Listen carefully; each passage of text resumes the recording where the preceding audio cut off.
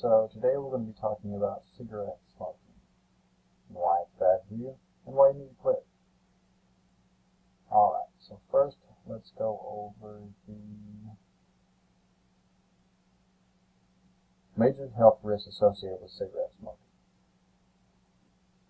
Smoking has accounted for 12 million deaths since the year 1964. Smoking harms nearly every organ of your body. Increased risk for many forms of cancer that can occur all over your body, not just your lungs, as originally thought. Smokers are about 20 times more likely to develop cancer than non-smokers. Smoking causes 90% of cancer deaths in men and 80% in women. Smoking remains the leading preventable cause of premature disease and death in the United States. Smoking is associated with age-related muscular degeneration, diabetes, colon and rectal cancer, liver cancer, tuberculosis, and erectile dysfunction. Now that we've gone over the health risks, let's continue on to more. Coronary heart disease is the leading cause of death in the United States. You're up to 4 times more likely to die from coronary heart disease if you smoke. Mothers who smoke during pregnancy hurt their baby's lungs. Smoking also harms reproduction. Babies whose mothers smoke during pregnancy weigh less and have a greater risk of infant death and disease. Now let's go over the benefits of quitting. There are a multitude of amounts of benefits for quitting smoking, and we are learning more and more each day, from decreased risk of having a stroke, developing life-threatening cancers, living longer, living healthier, for not just yourself, but for your family as well. Secondhand smoke is the third leading cause of death. So not only harming yourself, but you're harming your family and friends as well. Sounds pretty selfish to me. Within 12 hours after you have your last cigarette, your body will begin to heal itself. So it's never too late, no matter how old you are. Alright. Now let's talk about the impact of a smoke-free environment. Tobacco smoke, which has a combination of over 7,000 deadly chemicals, is a health hazard for smokers and non-smokers alike who are exposed to the smoke as well.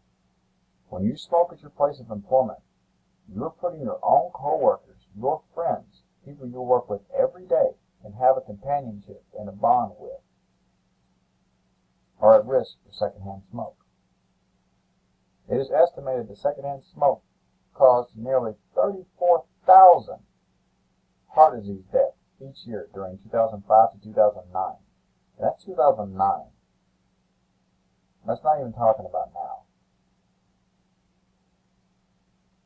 There is no risk-free level of secondhand smoke exposure. Even brief exposure can be harmful to health.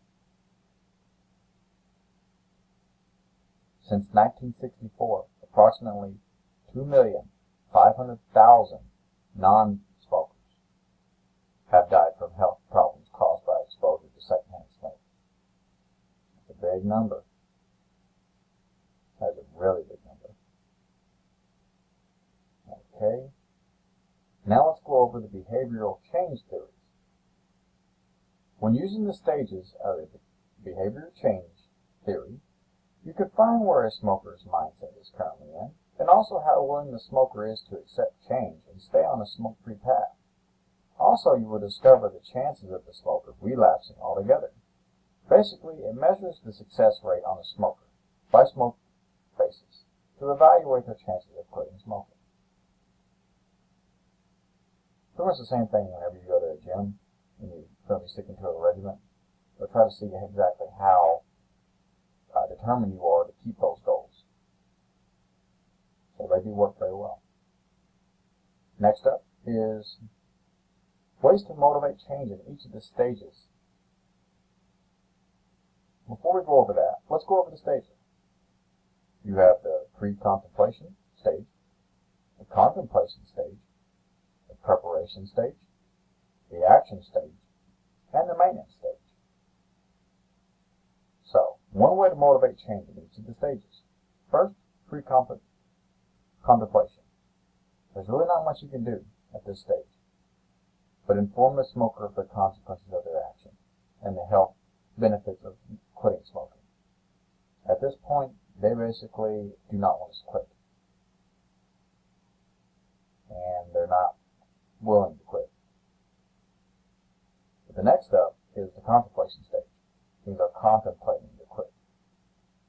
I would advise you show them avenues to research the hazards of smoking and benefits of quitting on their own. If they're really serious about it, then they'll do their research. In fact, this is when they start doing their research. Next up is preparation stage. You would get support from the family to get the reminder of their obligations and goals. Support them. It's going to be hard. You're going to need all the support they can get. Next up is action. Inform the smoker of the side effects they will have from quitting smoking. Yes, there's side effects for quitting smoking.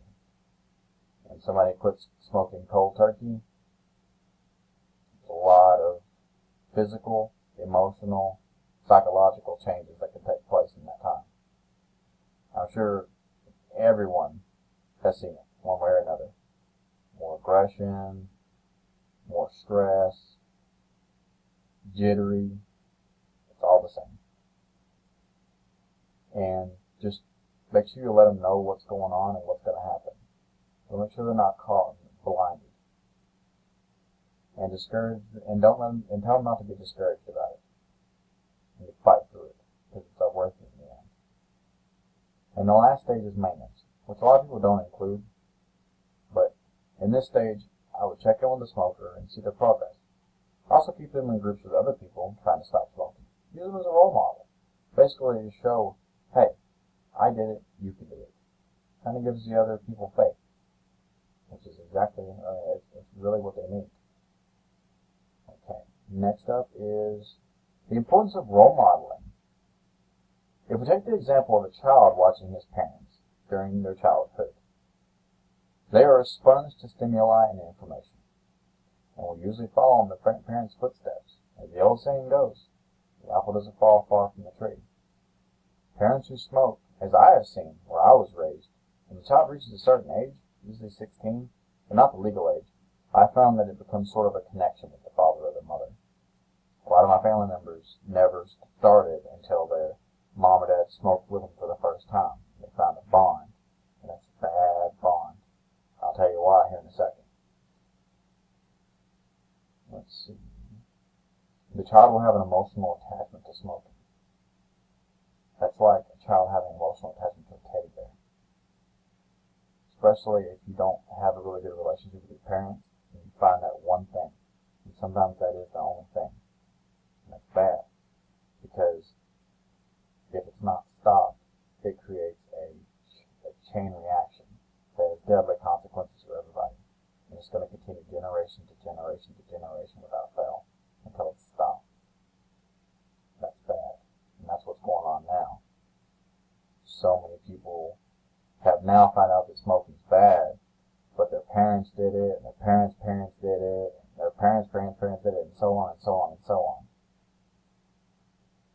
So I've heard many times my dad did it, and does it, and his dad did it, and does it, and it doesn't harm them. Something's going to kill me anyways. I hear that all the time. Anyways, moving on. I'm going to give you 2 aids. If you ask any smoker why they smoke, majority of the time it's because of stress. And they believe that smoking is decreasing that stress.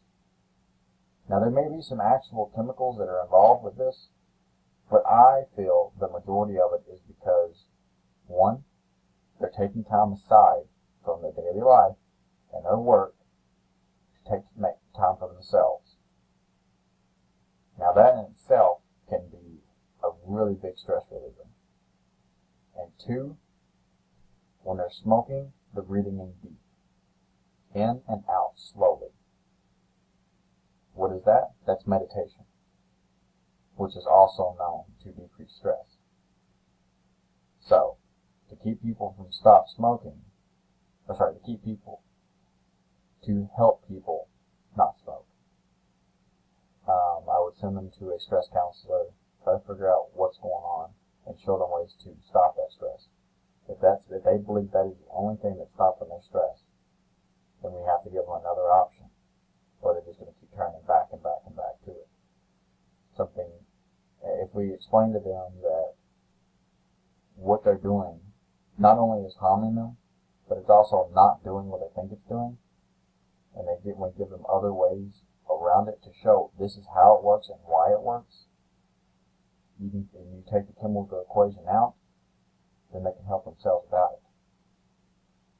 And also, the next one is to stay away from friends and family that smoke. I know it's hard. Like I said, sometimes some families, that's what brings them together. And it's sad, but sometimes it is the case. So, you need to stay away from the friends and families that smoke. Peer pressure is one of the number one reasons it happens in the first place. It's going to be the number one reason for you to relapse because of it.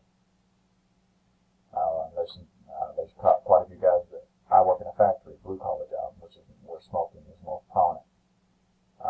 There's been a couple of guys that wanted to stop, and I don't smoke myself, but I see them all at the smoke field when I go out to my breaks. But they've been trying to stop for so long, and they do so well, and they get hanging around with the guys, and the guys offer them a cigarette or anything. Peer pressure. So my advice is to stay away from them. And this concludes the presentation. I hope you enjoyed and I hope you learned something.